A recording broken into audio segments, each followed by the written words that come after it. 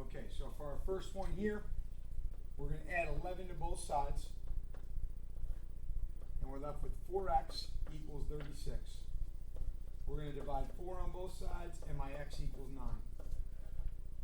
And any of these can be checked. 4 times 9 is 36, minus 11 is 25. I'm going to add 17 to both sides, and I'm left with 5x equals 35.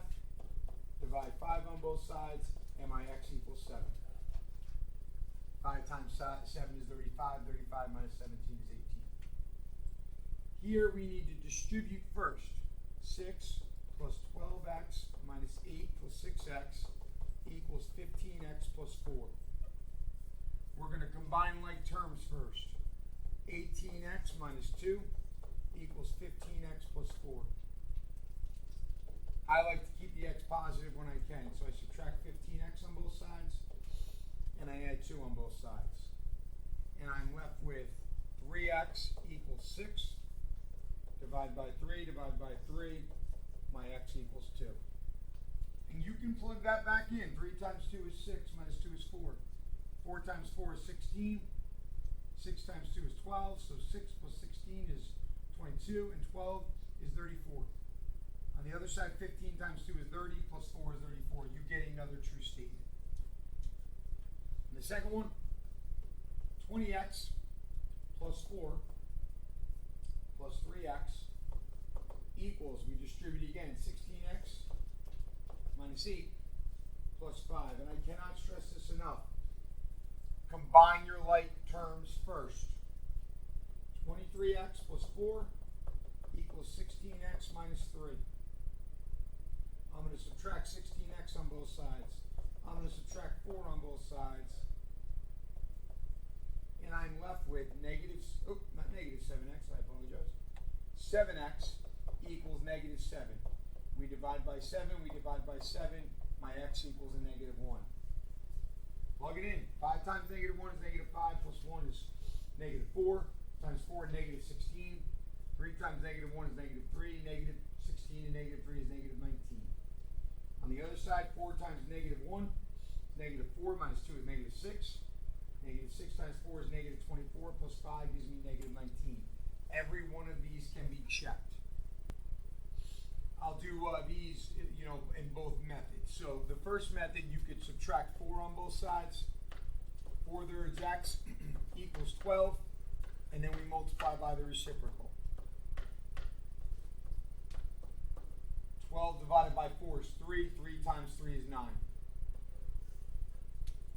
So 4 thirds times 9 is 12. 12 plus 4 is 16. If you don't like that way, you can also multiply everything by the denominator. 2 times negative 7 halves x is negative 7x. 2 times negative 4 is negative 8. 2 times negative 25 is negative 50. We add 8 to both sides. We add 8. Negative 7x equals negative 42. Divide by negative 7. Divide by negative 7. And my x equals a 6. Negative 7 halves times 6. 6 divided by 2 is 3. Negative 7 times 3 is negative 21. Negative 21 minus 4 is negative 25. You can check your work. Now the bottom two, we need a common denominator for all the denominators. So here I'm not going to give you the option of working with the fraction. Okay. I'm going to multiply everything by the lowest number 5 and 2 go into. That's 10. 10 divided by 5 is 2. 2 times 4 is 8. 10 divided by 2 is 5. 5 times 3 is 15. 10 times 4 is 40. Okay, when you multiply that whole number by a fraction, once again, you're following the rule of divide by the denominator, multiply by the numerator.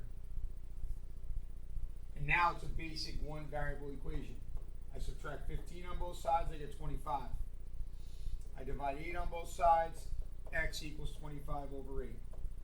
You have to be comfortable and accustomed to the fact you can get a fraction here.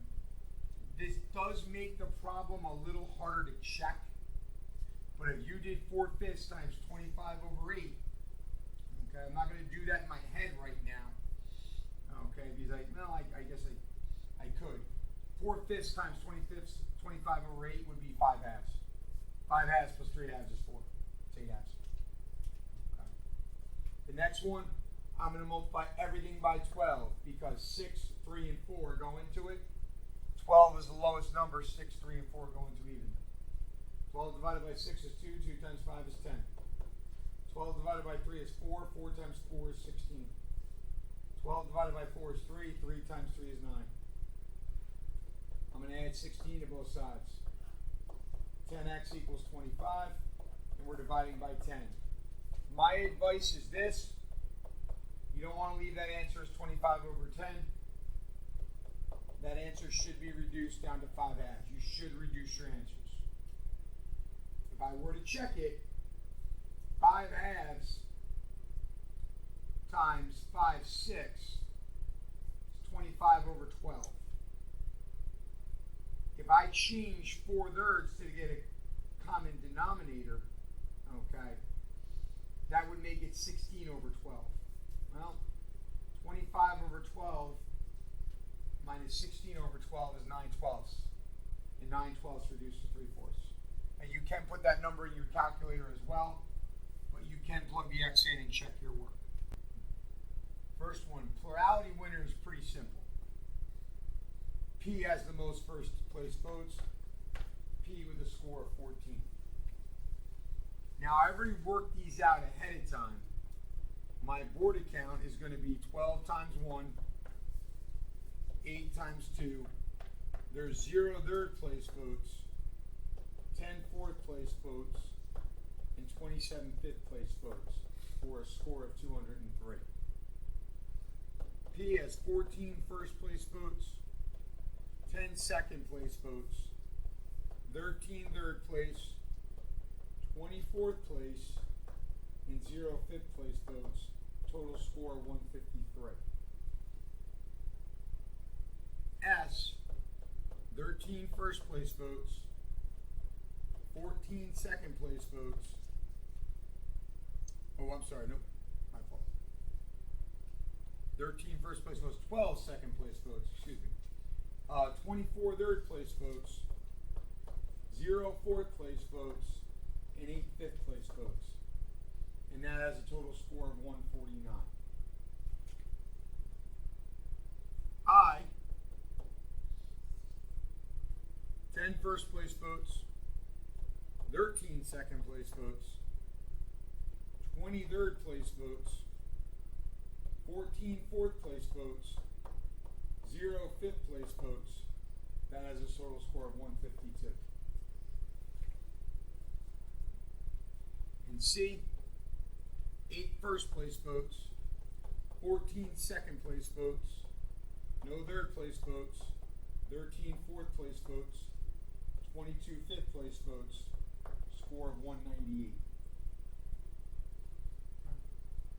And the board account winner then would be S149.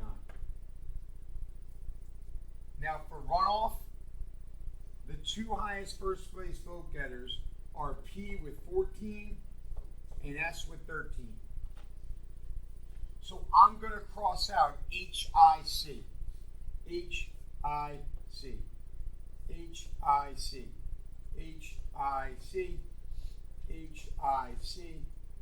HIC, HIC. That first column, those 12 votes go to S. P keeps its 14, S keeps its 13. The fourth column, those 10 votes go to P. And the last column, those 8 votes go to P.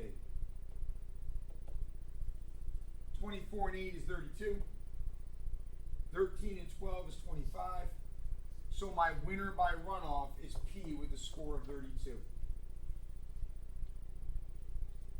With runoff with elimination, H is at 12, P is at 14, S is at 13, I is at 10, C is at 8. The lowest first place vote getter is C. We get rid of the C. And those 8 votes go to H, and we redistribute right there. Now we're at 20 for H. Now the lowest first place vote getter is I. Get rid of your I. Those 10 votes go to P. And we redistribute, we're at 24. Now the lowest first place vote getter is S. We get rid of S. Those votes that went to S would have gone to I. I is gone, so they go to P. So the winner by runoff elimination is also P, but it's a different score. And we do need to